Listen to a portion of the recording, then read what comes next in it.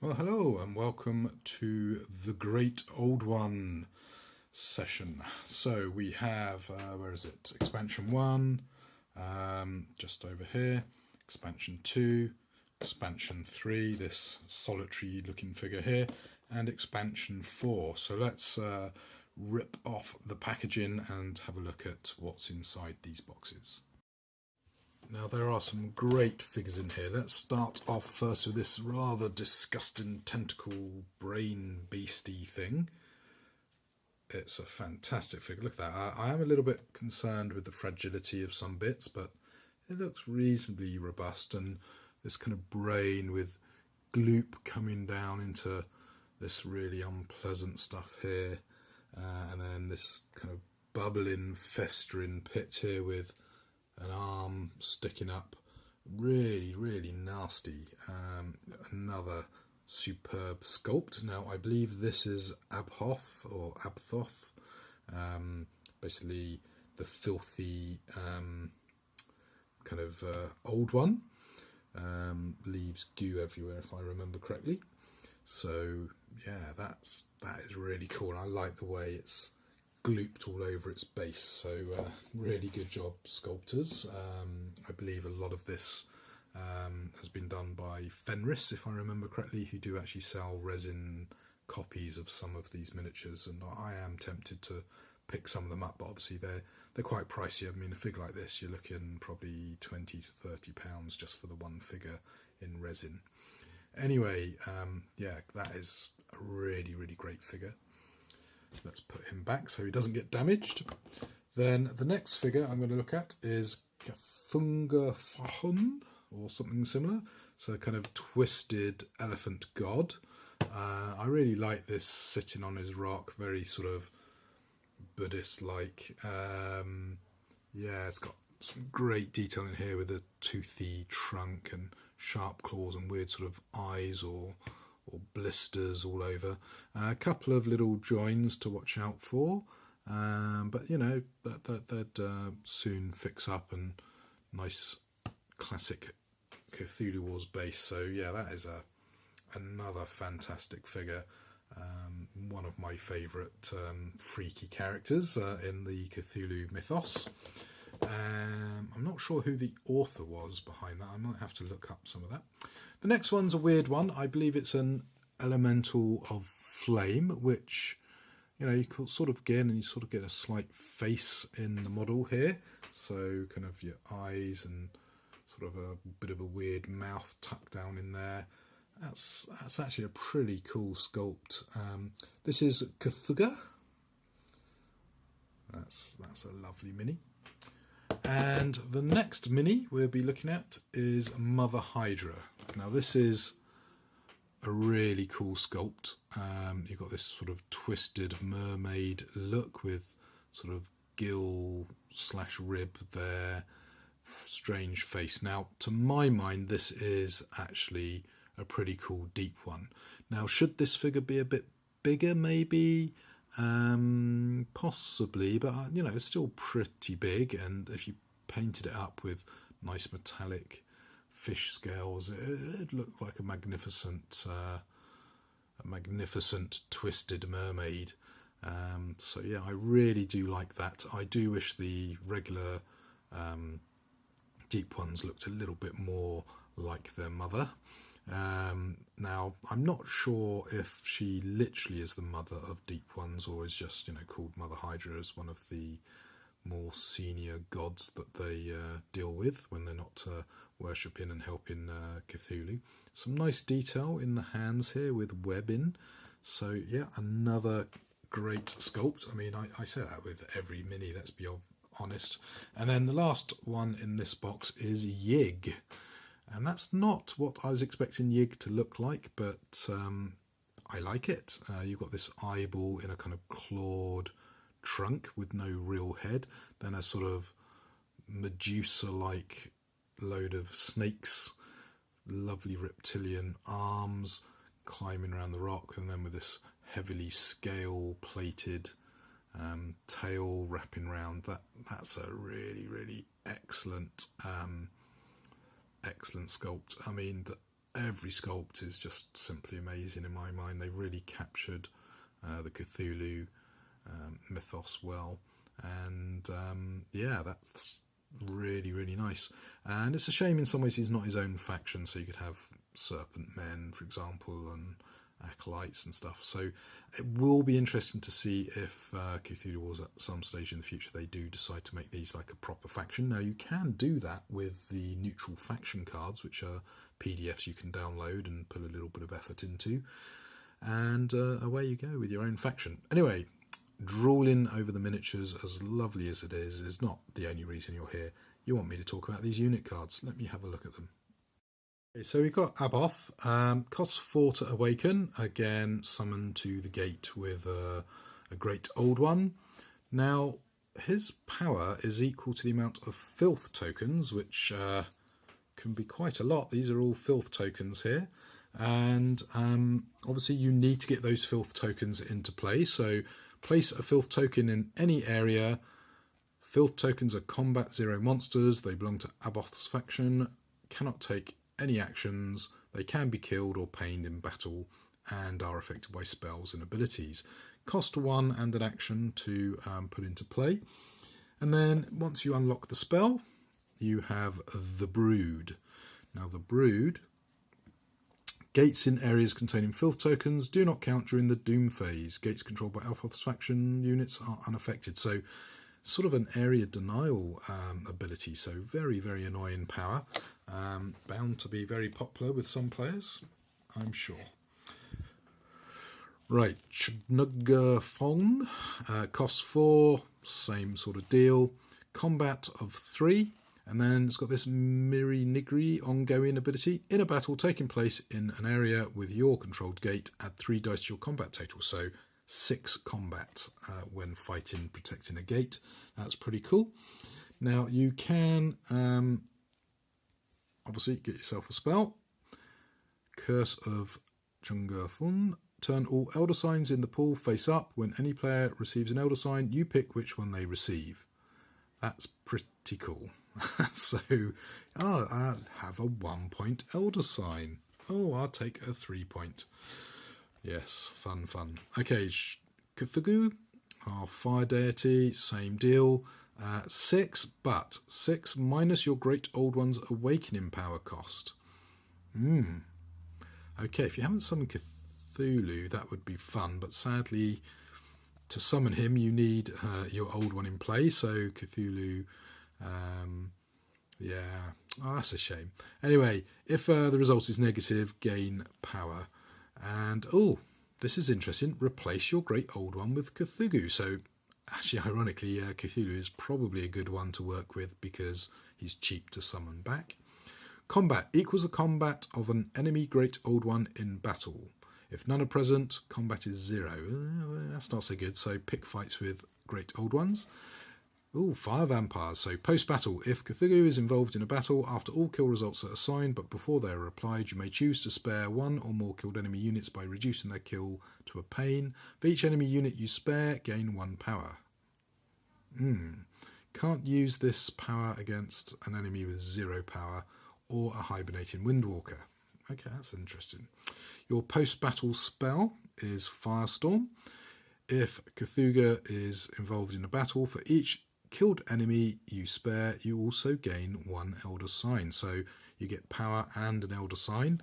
And yeah, I can see that being quite fun. Mother Hydra then. So she costs 4. Looks all pretty standard. 6 minus the number of enemy units in the battle, minimum 1. So she likes picking on solitary units, doesn't like picking big fights by the looks of it. Now she's got something called the Agony Sting action that costs 1. Choose any ocean sea area. All enemy cultists in that area must be moved to adjacent land areas by their owners. If there's a dispute, who moves first, you decide. So yeah, that's pretty good. Clear out an area. And her spell, once you unlock it, is, is this right? Yes. The Zygote. Take all the Acolyte cultists in your pool and place them on the map in any area in which you have a unit. Okay, so that's pretty cool instant summoning ability. And then last but not least, good old Yig, the Serpent Demon. So he's cost 4, all pretty standard by the looks of it. Combat 2 with Snakebite, which is a post-battle effect. Your cultists are now poisonous. If any of your cultists is assigned a kill, the enemy receives 1 extra kill result. That is pretty good. A bit of revenge. And then we've got a spell, Messenger of Yig, which goes off in the Doom phase. In the Doom phase, each other player must decide if they will donate 1 power to you. For each player that refuses, gain a Doom point. I like that. That's a horrible ability. How do we get that? We're going to have to look. How do we get that? As your action, remove 1 of your controlled gates from the map. Okay, so to get that awesome spell, you are going to have to kill a gate. That's a shame, but that is a pretty amusing power. So yeah, I do like this set. Some great sculpts, some great powers, really interesting load of people. And the idea of, who was it? Was it Cthulhu? Yes, Cthulhu with his replace your great old one with Cthulhu. That's funky. I guess that's why it's got this normal cost thing of 4 being switched up to 6 minus the summoning cost of your regular old one. So yeah, nice. Anyway, let's get this lot packed away and look at box 2, because that was box 1. We're into box 2, and we starting with this kind of weird spidery beetle beastie, who is a fantastic figure, and it's got, actually, for kind of the eyes, lots of screaming faces. If you look really closely, that is wonderfully grotesque. Yeah, fantastic. Now this is a wgah'nagl, which is a creature that can leave webs on the map, which do all sorts of funkiness.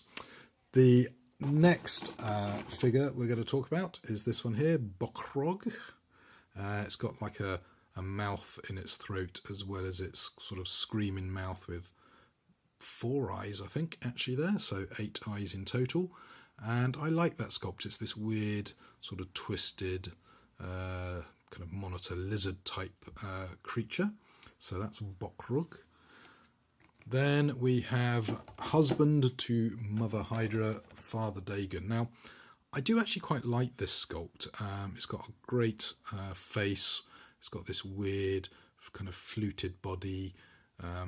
It's kind of flipping its tail around, and it's got this weird tentacle effect, and then of course it's got its little fins. Now, the only problem I have with it is I just for some reason think it's relatively a little bit on the small side for Father Dagon. I always imagine Father Dagon to be a little bit bigger.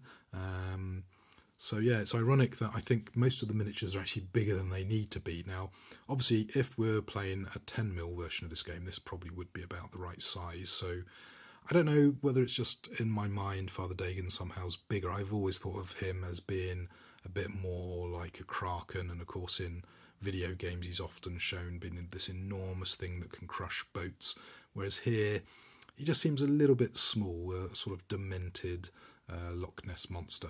But, I mean, it's still a good sculpt, and it's still a lovely figure. It's just, the scaling for me seems a bit off.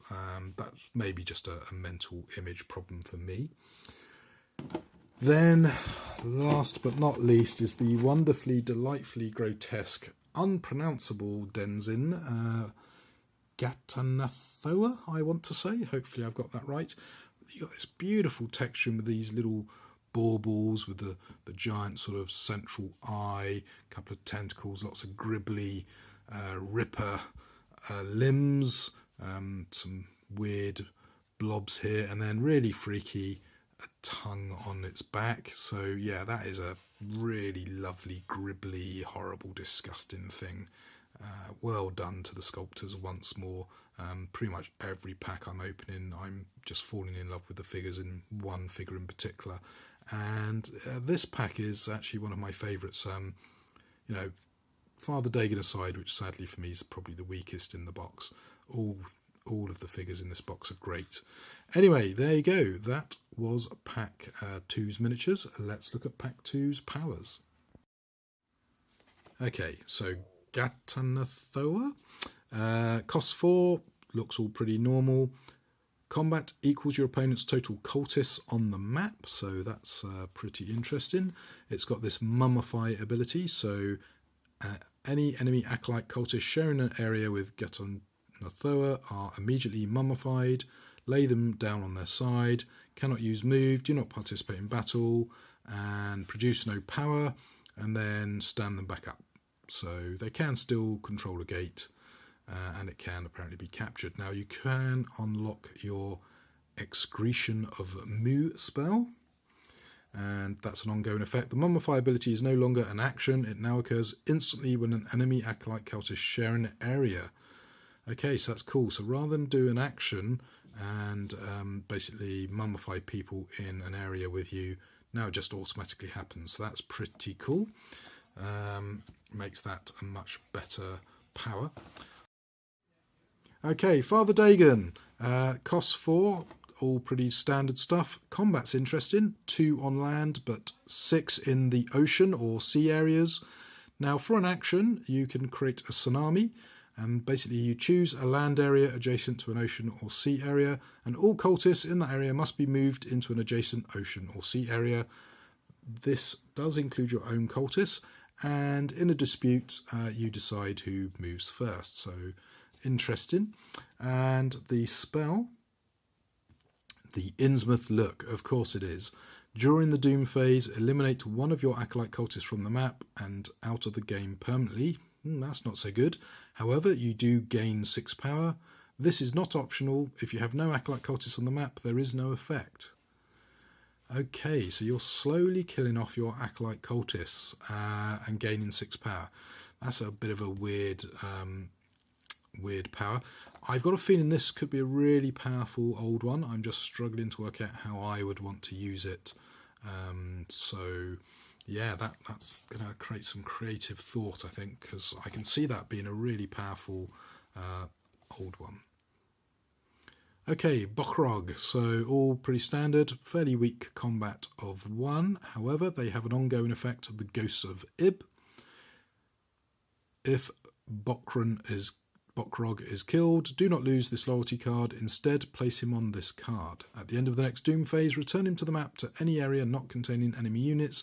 If there's no such area, he remains on this card until the next Doom phase.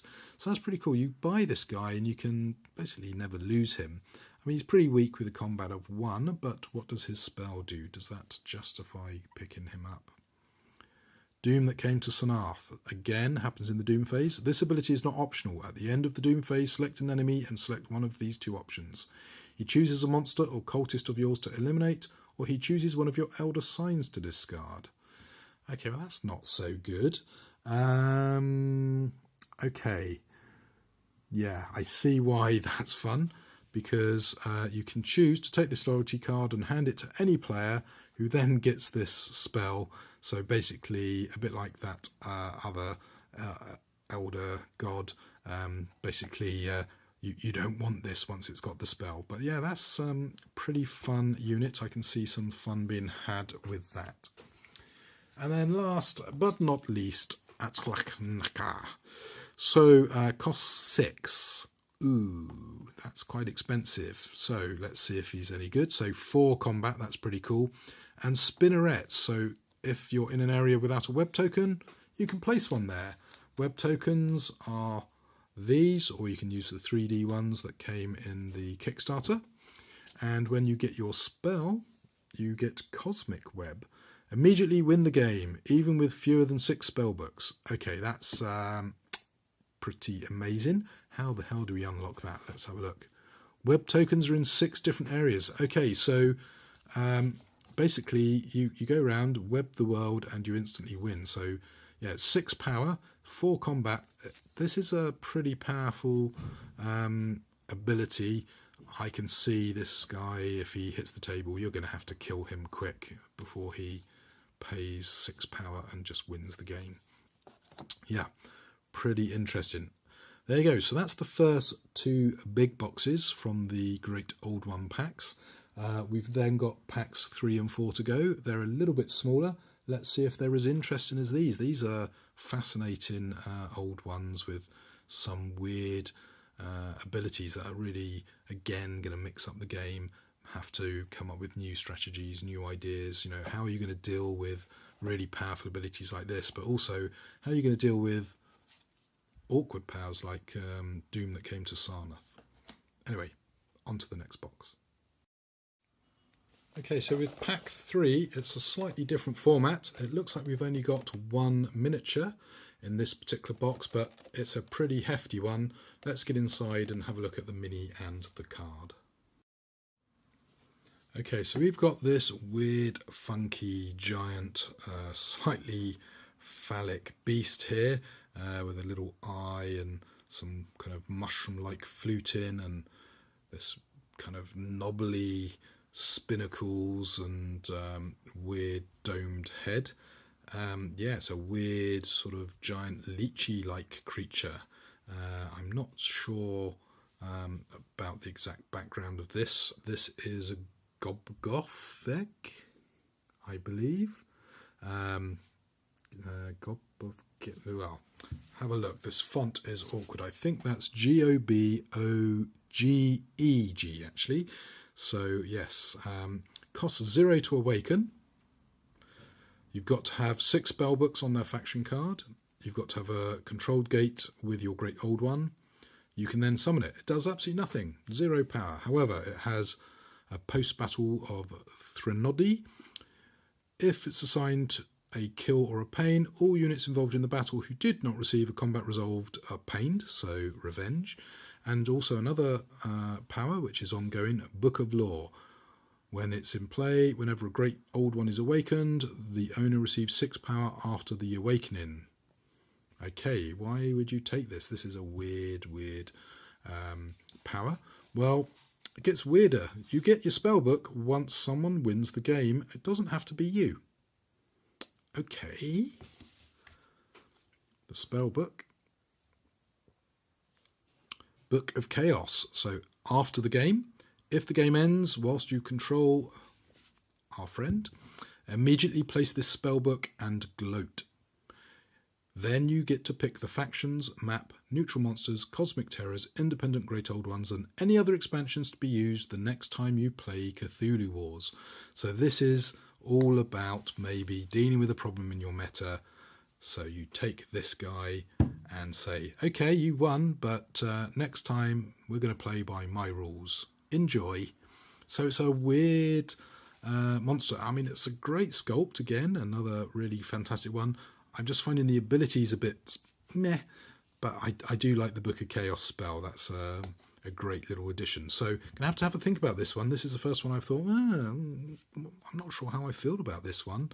Anyway, so that is pack number 3.